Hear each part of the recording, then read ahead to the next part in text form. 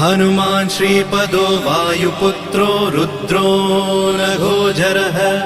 अमृत्यवीरवीरश्च ग्रामवासो जनाश्रयः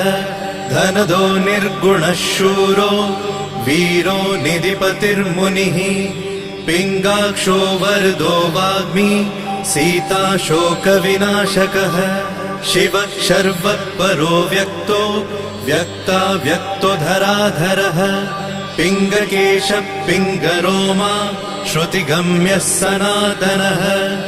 अनादिर्भगवान् देवो विश्वहेतुर्जनाश्रयः आरोग्यकर्ता विश्वेशो विश्वनाथो हरीश्वरः भर्गो रामो रामभक्तः कल्याणप्रकृतिस्थिरः विश्वम्भरो विश्वमूर्तिर्विश्वाकारश्च विश्वपः विश्वात्मा विश्व